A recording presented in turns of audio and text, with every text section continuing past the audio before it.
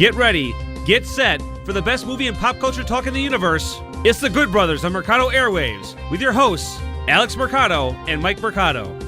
Welcome in, friends. Thank you for joining us for another episode of the Good Brothers here on Mercado Airwaves. I'm your host, Mike Mercado, as always joined by the good brother himself, Alex Mercado. What's going on, Alex? How you doing, good brother? Everything is everything, my friend. It was a fun episode last week. We had a full review of Thor Ragnarok. If you want to go back and check that out, you can see it on our iTunes page at Mercado Airwaves. We have a review up on YouTube, youtube.com/Mike Mercado 2333. Of course, you can see all our links if you like us on Facebook at Mercado Airwaves.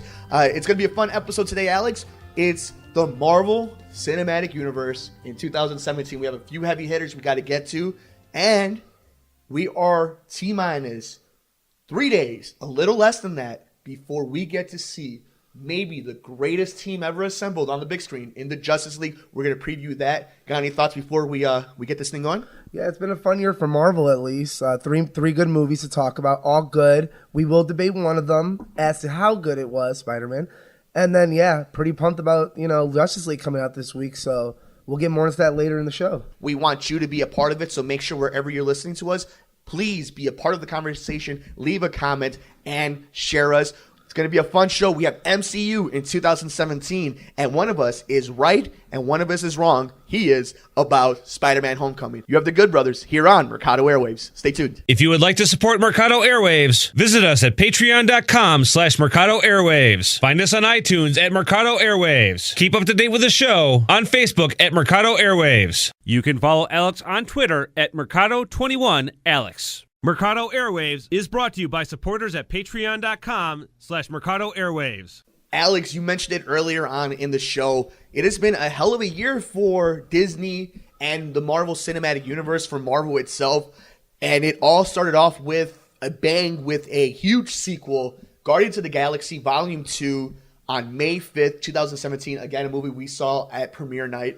That was a really fun movie. We're going to get into it in just a little bit, but initial thoughts of Guardians before we dig too deep and we look into the rest of 2017. It's like you said, it's fun. It was hard to live up to a sequel as Guardians of the Galaxy 2 when Guardians of the Galaxy 1 was so, my words, legendary and really one of the best MCU movies we've had today. It was a lot to live up to, and I had a lot of fun. It did miss in a lot of areas, but also hit in a lot of great areas. So mixed emotions on that one. And then the train kept rolling for Disney and Marvel. We had a return. A huge heavy hitter, if you will, joined the roster. It was Spider-Man Homecoming, a movie that we're going to get real deep into in just a little bit. Okay, but I'll say this much. Yes, it is a heavy hitter. I'm going to say that right now. It's a good movie. It's a heavy hitter. It made a lot of money. I'm not arguing that it's not a good movie. I'll give you my arguments later. That's why I think it's an overrated movie. That is not one of the best MCU movies around, actually. And we will prove why you were wrong about that in just a little bit. We'll see. And then just a little while ago, you go back and actually check out the review. We're not going to talk too much about it, but Thor Ragnarok, obviously, of this list, the one consensus home run. The standout. The standout of the group. And for those asking, just so we get ahead of the curve, Alex, we're not considering Logan in this movie. It is a Marvel property. But it's Fox Studios. Fox Studios. So we will talk that a whole separate show. And for any of those saying, but guys, Spider-Man Homecoming, Spider-Man, Sony, everybody obviously knows. Or if you don't, Sony and Disney worked out a deal where they are now basically co-producing these movies together. So that is why these three movies are on our list. And let's jump right into it, Alex. Unless you really wanted to, let's get into Guardians first before we get into the into the big fight.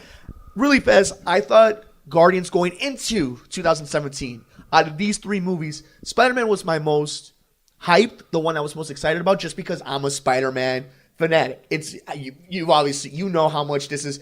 There's Batman and there's Spider-Man, and then there's everybody else as far as I'm concerned. Yeah. But Guardians of the Galaxy, like you said, standout, not just of the year in its phase, in the whole MCU, Guardians of the Galaxy is the gold standard of what a good Marvel movie is with its own DNA.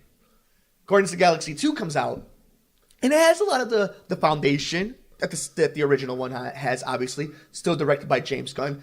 The same starting cast. But it's like anything in life. The first one, the baby, nothing matches. It's the precious one. And I don't think that means, though, that because the first one was so great, there was no way for part 2 to live up to it. I think that's total BS. I think it had all the momentum to. But for some reason, James Gunn this time around just didn't quite hit the beats when it came to the comedy, when it came to the character development. The music was phenomenal as always because that seems to be his forte. There was humor to it, but to me, it's definitely the one on this list where, as the year has gone on, I don't look at it with the same fondness, and it's the one that disappointed me the most. You know, the problem with Guardians of the Galaxy 2, I think, is that Guardians of the Galaxy 1 is a movie comparable. The first comparison is it's Star Wars and Marvel. Yeah. And that's all I live up to. And guess what? New Hope comes out. Empire Strikes Back is even better to some people. Not me, but, consensually, people like Empire Strikes Back better. Both amazing movies, though. In this case, we kind of take a step backwards where characters still work. The plot is fine. It's a lot thinner, though. It's a lot less emotional. Even though this movie probably has one of the most emotional scenes in both movies, as a whole, of the two. It depends on a lot of humor. And it doesn't do it in a sense where Taika Waititi did in Thor Ragnarok, because that hit to me. And that character deserved it. These characters came funny, and then it kind of turned a little clowny, which doesn't necessarily what we wanted from these characters. We wanted more lovable scumbags, and then I think we got a bit of clowns at this movie. And I forgot if it was John Campea, who, for any movie fan online, follows his work. I think he was the one who mentioned that Batista, who plays Drax the Destroyer, only had 8 total minutes of a fight scene, which was the opening montage for anybody. And he's your tough guy. He's your big guy. He's supposed to be the fighter. He's the former WWE and champion. The whole time we get nipple jokes, and it just doesn't land as much as Thor does or the first one does, honestly. And it's a good movie. It's very fun. Still loved watching the theater. Still great scenes, great actors, great chemistry, but a little forgettable at the end of it. And it's a shame because you even mentioned it. It has probably one of the most emotional scenes in the series. It arguably has a cast that's very lovable. It has a director that knows its beats. It's not a bad movie. It's not. That's the thing. These movies are held to such a high standard that Guardians of the Galaxy 2, any other time in the history of movies, would be this phenomenon. Imagine it before Avatar, if we got a movie like this. Essentially what Guardians of the Galaxy 1 was. Yeah. But because we did get Guardians, and we have seen Thor Ragnarok now, we've seen these Space Odysseys. It's different. Before we move on, James Gunn returning for Volume 3. Does that get you more excited or less excited for the sequel? I think it's one of those things where if he looks at it as a term of redemption, as one last go of it, as this is my baby, let me see it through, I'm all in for it. I love the idea, just like anything like, hell, we're here now in the entertainment business where you want to be given a chance. You want to see young talent be given an opportunity to do it. You want to see different visions of it. But if you could tell me that he has the same love and care for it that he had for the first one and it seemed like he had for the second one, I'm all in for it. And if it's the same cast, go for it. Just, maybe just tighten it up. Make it mean something a little bit more. Close off the trilogy in a good way, yeah. That's what I'm hoping for. Mixed, but, like I said, very mixed emotions about it. But I think overall it's going to be a positive thing because he's really going to tighten it up a little bit after part 2 and give us a good closing to these characters at least before we possibly get new Guardians or we take a break from the Guardians. And then it leads into what I was so excited for into 2017. The movie I was most excited for when it just came to pure hype, pure joy, pure love just for the character, the source material. Spider-Man Homecoming. This movie had so much backstory to it, from the talks of how they started between Sony and Disney to it being involved in the MCU because of what is considered one of the better movies in the whole cinematic universe in Civil War. When that trailer drops under Ruse, from that moment on, it was all leading to this moment in July. So walking out of Spider-Man Homecoming, you and I had really different experiences, and as the year has gone on and we've now seen Thor Ragnarok and we're able to be looking at this, Spider-Man Homecoming, man, why is it, and I don't think the first 3 shows we've already talked about it, what is the beef that we have with Spider-Man Homecoming? Obviously, for me, it can't be about the characters, because it's, again, a complete home run when it comes to the characters in the movies, from Spider-Man himself to Iron Man and even John Favreau in it. See, my problem with the Spider-Man film that came out, Homecoming, is like you said, the characters are great. The characters have been great in all the Spider-Man movies, honestly. You know, from the last ones with Andrew Garfield and Emma Stone, all the way back to the originals, which had some of the Alfred Molina, had some of the best Tobey bad Maguire, guys. Kristen Dunst are also in this movie. Yeah.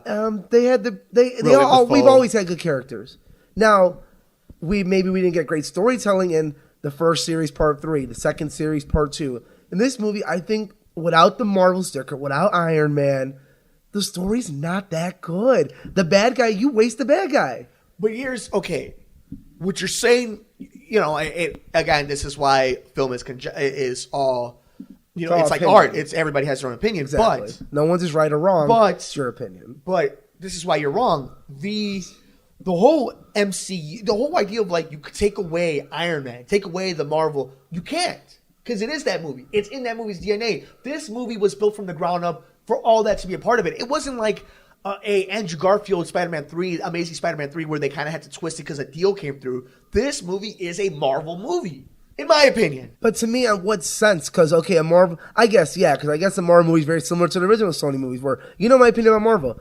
Great characters. They've only had, out of 20-some movies, 3 good bad guys, and one of them returns in like 7 of those movies. So to me, it's like, okay, you get this great Vulture in Michael Keaton, played by one of the best actors. You know, Batman. Come on, Batman.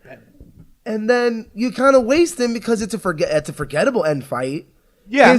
Now, I went into this movie and it started the first 40 minutes, loved it. I was like, wow, that's a good movie. And as I'm watching, I'm like, I'm getting bored. Because I've already seen this character and he's fun, but guess what? Okay, now I know he's fun.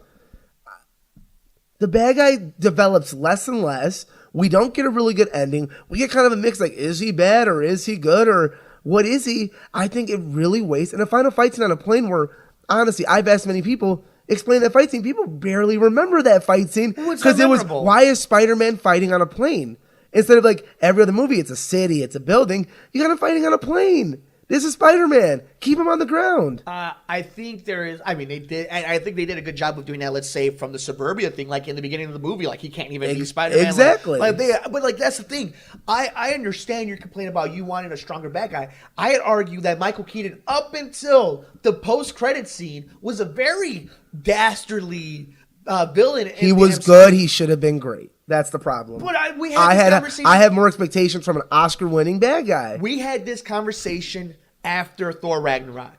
Other than Loki, can you name me a bad guy that they have gone out of their way? How about this? Hela's just as good. You're wrong. I thought Hela was just as good. She gave me just as much. Good in the beginning, kind of a lame ending.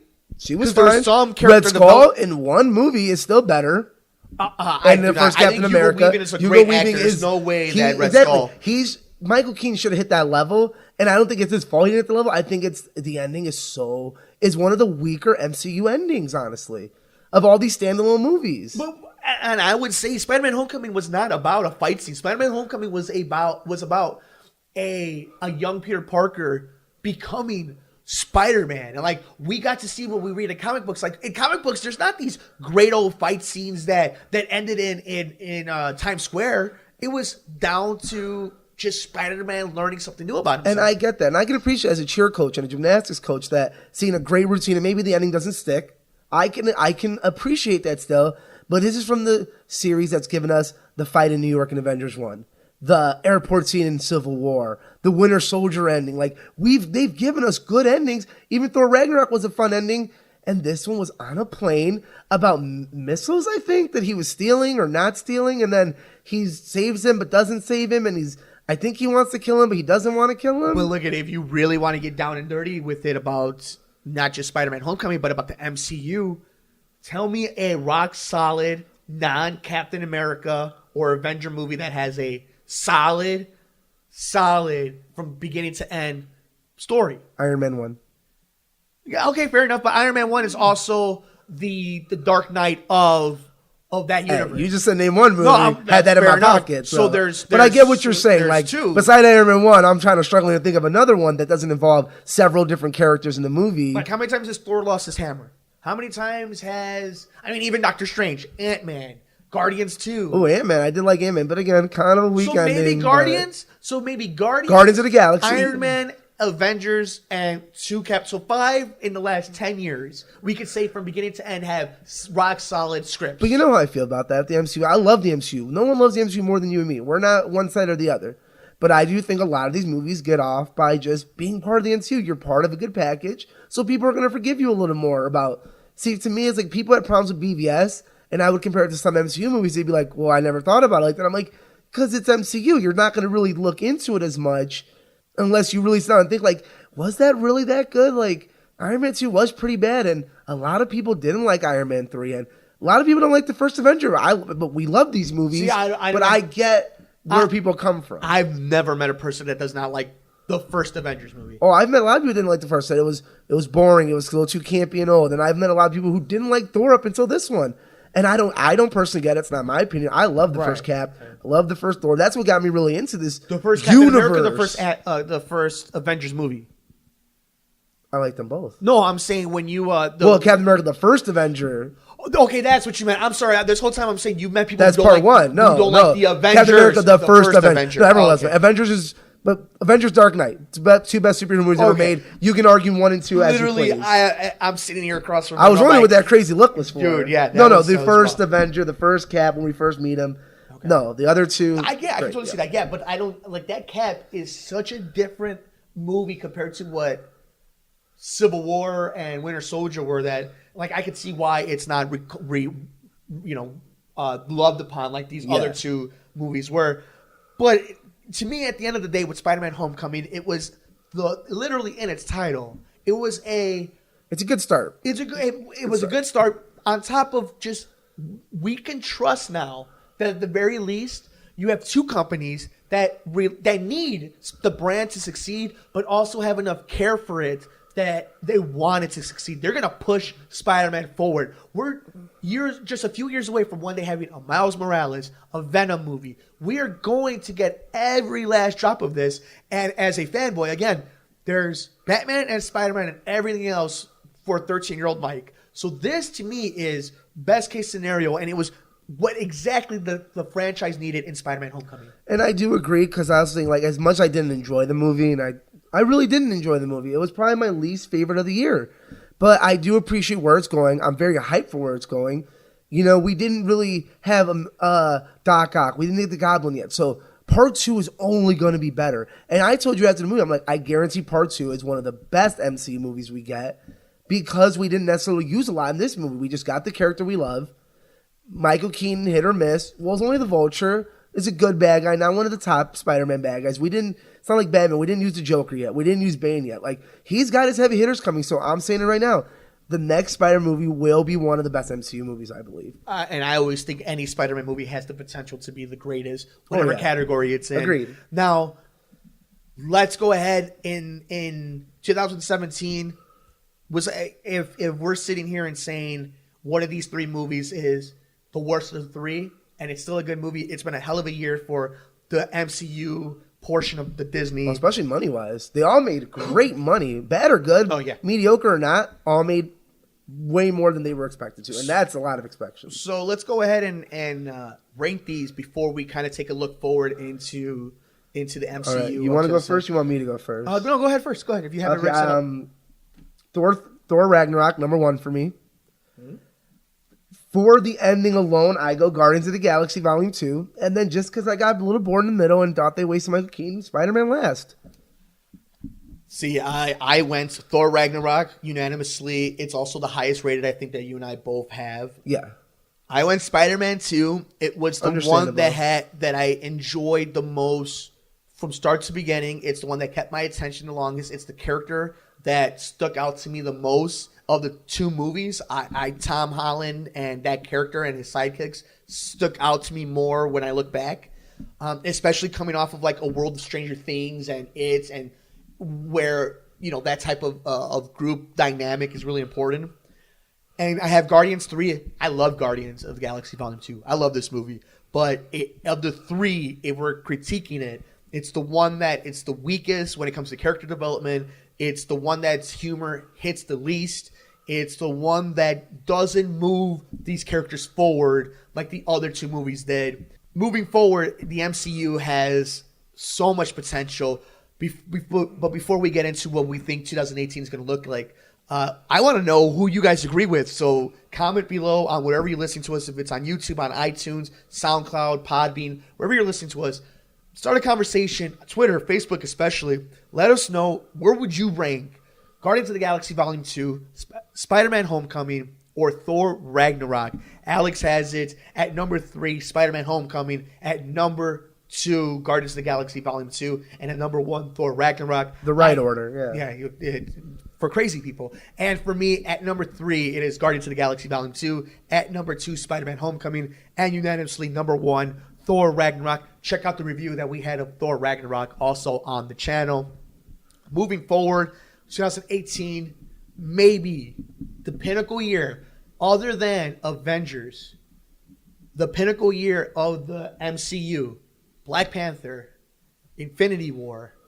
Moving forward, we've got this amazing cast of characters going into this movie. We're about to be introduced to the world of Black Panther. Moving forward, what are you seeing in your crystal ball? We won't talk too much about it since we'll save it for another day, but just quick little thoughts. Infinity War is going to be great. Will it be Avengers great? We'll see. No, I'm not going to get my hypes up too low or high on that because I've heard some weird things. That we'll see how they play out. But Black Panther, man, if you were not excited about Black Panther, I don't know what's wrong with you. That soundtrack. You're kind of one of those guys because the actors, some of the best African-American actors there is, and Andy Serkis, without any CGI, without any face motion cap, any of that stuff, the soundtrack, the visuals, it looks gorgeous. I am so excited. I cannot wait for February. And it's right around the corner. I'm so excited. One of the best directors in Hollywood. Creed, Fruitvale Station. Yeah. Like, he just makes amazing films. One of the best cast assembled for an MCU movie. Just super excited for Black Panther. And obviously, it's the Super Bowl. It's WrestleMania. It's the World Series. It's the NBA Finals. It's the Oscars of the MCU in Avengers Infinity War.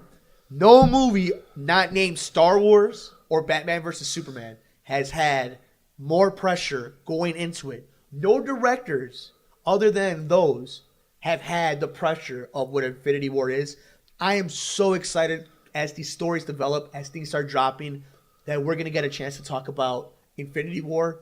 But I think we're still underselling how excited we are for Black Panther. And when that comes out, like you said, and right around the corner.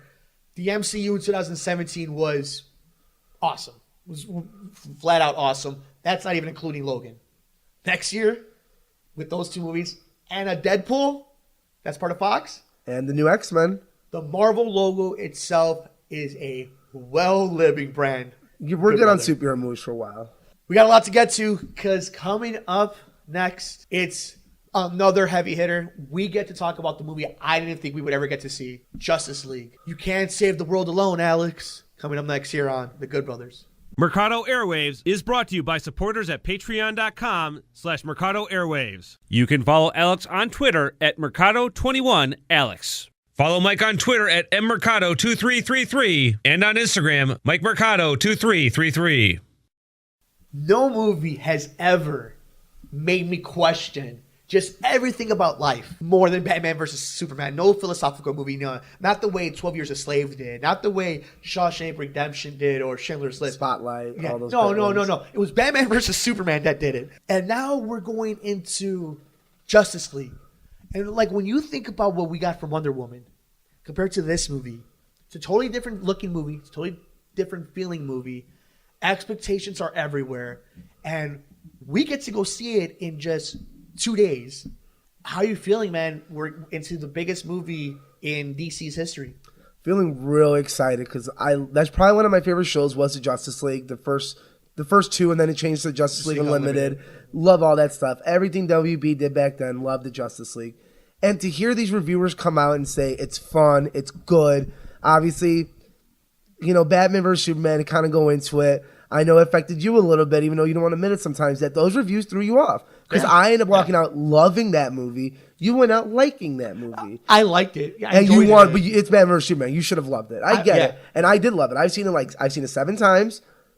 I've seen the Blu-ray. I've seen it on Fire Stick. I've seen it in the theater. You are a trooper. I love that movie. Or just dumb. I love it. I think you know me, DCEU, the only thing that hasn't really hit for me is Suicide Squad necessarily. Yeah. Other than that, I love every movie they've done. Wonder Woman, Man of Steel, and Batman vs Superman. So I'm really excited. I think I'm going to walk out of this as this me being my second favorite superhero movie of the year, just from what I've heard so far. Because I don't think anything's going to be Logan. Because Logan's going to, like we said, we'll talk about it, might get some Oscar recognition. Yeah. And it deserves it. Because it expands the superhero movie. But again, we'll talk about it. I think Justice League is going to be amazing. I could guarantee Logan ends up being the best superhero movie of 2017. I think we can. Okay, yeah, I don't want to say it, but I think we're pretty safe saying that. That one's over already. Like the last movie that could contend for it came through, and it's like, unless this movie makes like $1 bajillion, which it might. I still think Logan is the one with the award recognition and the reviews and the money. Logan wins 2017 when it comes to movies, which is going to be 2 years in a row for Fox because Deadpool would have won if we were doing a podcast. Deadpool would have won the year it came out. I think. I mean, we'd have to look back, but I'm pretty just. That's hard because wasn't that the same year as Civil War? Oh, it might have been. But either way, it's a close conversation. Even if it's Civil War, I would go Deadpool. Whatever your Deadpool was. Yeah, but it's tied for 1A, 1B, I guess. Because that's like I said, that one we had to think about for a while. Actually, it's so good that we're talking about it during the Justice League thing. So Justice League, though, because we're expected to be on that level. I think and I want it to be on that level. I wanted it to be on that level because if you were when the calendar came out, it was the year's going to start off with Logan. And it's going to be ended when it comes to superheroes by Justice League. That's great. The problem is, coming off of Thor Ragnarok, coming off of Wonder Woman, like there is a certain type of like juice that I have flowing that I've enjoyed myself when it comes to the last few superhero movies. But we have to be fair. For all it's fun, it's action packed. These characters are lovable. The movie is also getting negative reviews when it comes to we talked about it earlier, the plot being very thin. My biggest concern visually when it came to the movie that I've been telling you for almost a year now when we saw the first trailer, I'm like, that CG is rough. And you and I both were giving them the benefit of the doubt of, hey, it's still a lot of pre-production. We are 2 days away. That CG looks rough. And that is something that takes you out of movies in this type of atmosphere. I also think you and me seen a lot of movies, so we're little CGI snubs. Yeah, sure. Because I don't think this is gonna bother many people because it's not that bad. Like, because I've seen some old movies and I've seen some movies recently. I'm like, if you go back and watch these movies more than once, you're like, no, you can start doing CGI. But again, this stuff we're looking for, I don't think the common man is looking for necessarily. It's the equivalent of a first world problem. You're absolutely right. Like, all I know is that we're gonna get a good Wonder Woman. We're getting a good Batfleck. We're going to get Momoa, who, I think you and me are pretty excited. The rock and roll Momoa. Yeah. And then, to me, on a separate subject, I fell off the Flash TV show. I think it's a little campy. I haven't watched recently. I'm glad I'm getting Ezra Miller Flash, who might be funny, but just a little more serious, which is kind of what I would want from the Flash. But it's on the CW. You have to be right. One Tree Hill. It's Flash in One Tree Hill. So. I love the Flash. I know you do, which is weird. It's one of my favorite shows. That's why you like Spider-Man. I love Spider-Man. So that's why when you guys vote on the section below, that's why you know to vote for me. And I definitely think that there's a lot of fun. There's a lot of fun to be had in this movie. I think you can see that in the previews. There's also, again, you and I are nerds when it comes to not just these characters, but behind the scenes stuff. So you and I also know a lot of stuff going into this movie. So maybe I'm just jaded towards it. But oh no, you are jaded. Yeah, but like I've seen the ticket sales when it comes to what you could buy and what you can't buy, and there's still a lot of tickets available to see this movie. Unlike Thor, where if you were just to do the research of it. It was selling out on a Thursday. Oh, no, I get that. But you also got to realize that, like, again, we're kind of a niche. Not a lot of people buy their tickets early. Some people buy it the morning of. Some people go to the theater and really expect there to be seats. So I think this movie is going to probably make $160 million plus, I believe. So it'll be one of the higher grossing superhero films of the year, if not the highest, I believe. We'll check on that next week to see where it falls. Grossing weekend. We'll talk about that next week. But where do you think it falls? I think because Thor made around 130, I believe, if not a little less. I'm thinking we get 160 plus for Justice League. What do you think? I'm gonna go 142. Okay, that's respectable. Yeah, I'm gonna go. And I think if it hits 150, I think we're solid. Because I think it's going to have a lot of staying power because it's nothing to really go against until Star Wars. Because Veterans Day passed already. So that was last week. This is not holiday weekend. No.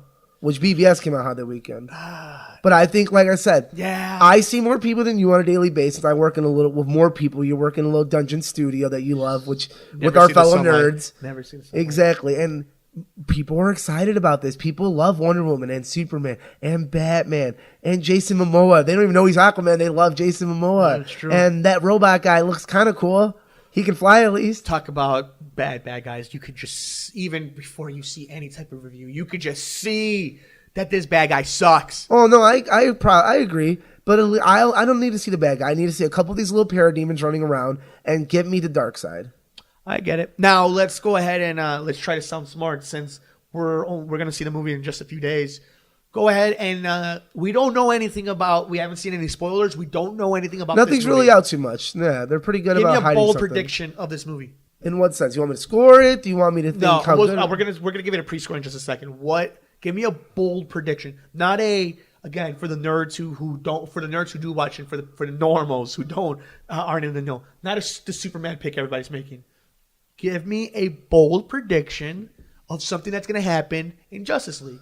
That's tough. I would say Green Lantern. I don't think we're gonna get Lantern. I thought that's what I had a feeling you were gonna. I'm a little mixed about it because I feel like that would have got out by now. But we've kept pretty good secrets. Hollywood does sometimes. They do pick and choose what they want to keep and what they want to leak. So I mean, if I'm gonna take a bold guess, I'm probably wrong. I'll say Green Lantern shows up at the last credit. That we get some reference to a Green Lantern. Because I'm trying to think who else would it be. Possibly a Shazam now that we hired the actor. Possibly one of those guys, maybe an Amanda Wallace. Zach Levine, I think is his name. Zach Levine, maybe. But, if I'm being honest, probably nothing big. My bold prediction is since these reshoots have started with Joss Whedon and since Zack Snyder had that family tragedy, I think in this movie, Ben Affleck is being replaced as Batman.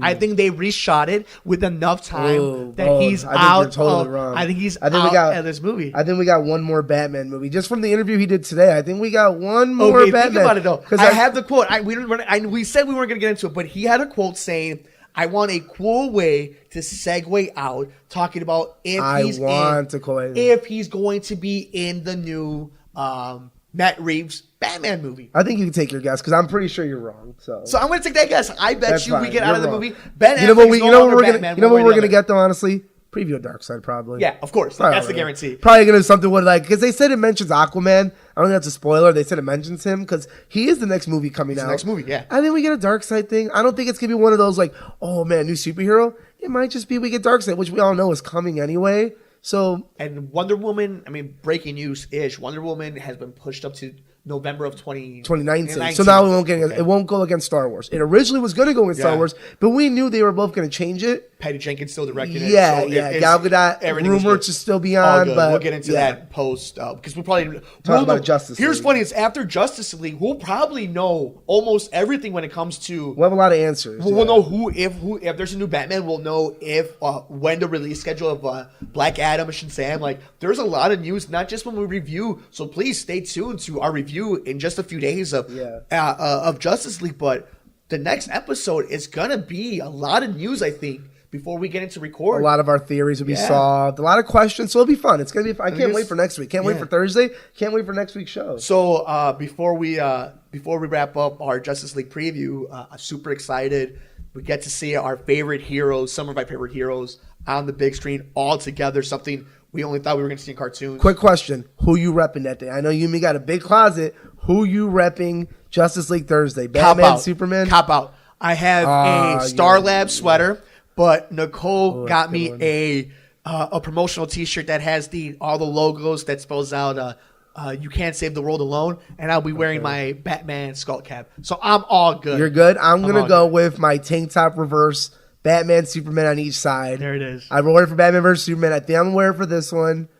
I might wear my Stars Lab sweatshirt. I do have a Green Lantern shirt, but I'm going to save that for when that comes out again. We might have issues that we literally have dress occasion we probably shirts have way for too movies. many Like shirts I've already for got my superhero Chewbacca hoodie. Oh, ready. I'm determined which Star Wars shirt I'm going to wear. Yeah, so like I'm totally, it's not if I have one, it's how many and which one would I choose. All right, before we get too deep into our nerdy Separate show, closets, separate yeah. What is your guess at least of what do you think this movie's going to rank out as for you? How many slices of pizza you think? What do we do out of? We're doing out of 5. Out of 5 slices, Yeah. 4.5, 4. I'll go 4. You gave Thor. What did I give Thor? I think you gave Thor 4.5. Correction next. If I gave it over a 4. I'll give it the same as Thor. It's gonna be the same. So if I gave 3.75. Thor a 4.5, then Justice League get a 4.5. It's gonna be the same. I think it's gonna, for me, those two movies are gonna right below Logan be the ones I determine for number 2. I think it's gonna be Justice League, but so I'll give it the same score. The number that keeps popping into my head is 2.75. Wow, you're a dick. Yeah. If it's a 2.75, if you think it's a 2.75, then that just shows me your hype level is so not high for this movie. Because with Thor Ragnarok, I gave it a 3.75. Give it a 3.5 at least.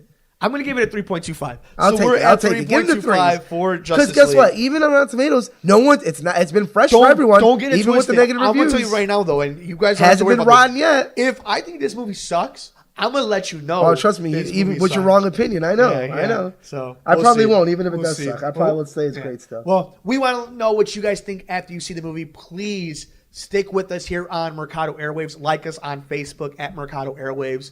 Let us follow us on iTunes, Mercado Airwaves, on YouTube, Mike Mercado 2333. We will be recording our initial reactions as we get out of the theater, but then on the next episode of The Good Brothers, we are going to go full throttle when it comes to Justice League. But Alex, we are heading back to the MCU. We have a fun game. We want to know how much you know about the Marvel Cinematic Universe. Everything. We'll find out next here on The Good Brothers. If you would like to support Mercado Airwaves, visit us at patreon.com/Mercado Airwaves. Find us on iTunes at Mercado Airwaves. Keep up to date with the show on Facebook at Mercado Airwaves. Mercado Airwaves is brought to you by supporters at patreon.com/Mercado Airwaves. The rules are simple, guys. I'm going to play a post-credit scene from the MCU. Alex has to let it play all the way through. I'll do my best. Or I will give him negative points for next week's game. Damn. Already. So, rules are simple. I'm going to play an MCU post-credit scene. He has to name the movie that it's from. We'll decide how many we want to do depending on how much he sucks or not. Okay. All right. You ready, Alex? Yeah, I'll do my best to refrain from answering right away since I'll know it right away.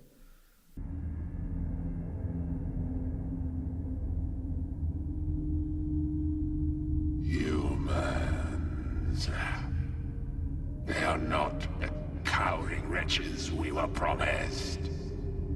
They stand. They are unruly and therefore cannot be ruled. Alex, what movie is this post-credit from? It's the Avengers. Absolutely. This is when Thanos' henchman comes up and explains to him That they're not as weak as we thought they were. That, hey, they got some fighters on this planet. So that is number 1 for Alex. He got right. On the board. All uphill from here at this point. Okay. Are you ready for the next one? So You with me? I was, yeah. We were at. You actively napping? I drifted. Where did I lose you? Name the movie. Iron Man 3, he's talking to Bruce Banner on the couch. He's not that kind of doctor, correct? Absolutely. Yeah, okay. You know I love Iron Man 3, so I knew that one. I was like, Yeah. most people won't get that one, but Okay. Let me see if I can stump you with a hard one. there's some hard ones. I'm starting to think about it. I'm like, there's going to be a few that I'm going to either struggle or miss, but I've watched enough of these movies enough times, I think I got it. All right, Alex. Name this MCU post-credit. It's not a world of spies anymore, not even a world of heroes. This is the age of miracles, Doctor. There's nothing more horrifying than a miracle. Name the movie. Just saw it the other day. That's Winter Soldier. Winter Soldier. And we get to meet the twins. We get to meet Scarlet Witch and Quicksilver. Mm-hmm. Yeah. All right. Let's do a couple more. You here with a mission, sir? I am? A bit short, but that one is... That's a post-credit? Post-credit. I'll give you 5 more seconds. Give me 5 more seconds real quick, because I think I got it, but I want to be sure, because I'm torn between 2 movies. Trying to get me back in the world? Trying to save it. Okay, that's the first Avenger, correct? Captain America First Avenger? Yeah, First When he, Avenger. because obviously the movie ends, he runs out of New York, they stop him, and this is kind of the, hey, Avengers, all that fun stuff's coming up, my dude. All right, let's do... You got one more for me? Yeah, let's do one more. See if I get the 5 out of 5? Yeah. All right, here we go. The Tesseract is already on Asgard. It is not wise to keep 2 Infinity Stones so close together. That's very wise. You know what? This is one of the ones I said would have been hard, but again, I just saw this last week. That's Thor Part 2. Yeah. When they go to the Collector, because that's where he gets one of the Infinity Stones. You tried some of me. I knew, but I knew it. I'm like, he's going to pick one of the Thor movies because those are the least known. I think I would have got you had I mixed it in between Winter Soldier and First Avenger. I told you, I just saw that movie too. Yeah. So I knew that I forgot about it till last week, and I was like, they do bring it to him. Thor and his little warriors there. I forgot. Good job, Alex. You did a lot better than I thought you would. You did 5 out of 5. I'm not surprised. You got nothing else better. I'm an encyclopedia about this stuff. No, you got nothing else better to do, so you watch these movies over and over again. Don't sleep Let's go home, guys. Thank you so much for joining us on this episode of The Good Brothers. We hope you enjoyed our look back at the MCU in 2017. We want to get your thoughts. We want to know what you guys thought about these three really fun movies. We have to critique these movies. We have to go in detail about them. But all in all, 2017 for the MCU was a lot of fun. Yeah, exactly was. So we'll be back next week to talk about the future Oscar-winning movie Justice League. And when in doubt, mark it out, y'all. We will be back to talk about the very, very mediocre Justice League movie. Please stay tuned for our initial reactions and our show next week, all about Justice League and some other fun stuff in the world of movies and pop culture. For the good brother, Alex, I am Mike. Thank you so much for joining us here on The Good Brothers on Mercado Airwaves. We will see you next week. Take it easy, guys. Thanks for joining us here on The Good Brothers, here on Mercado Airwaves.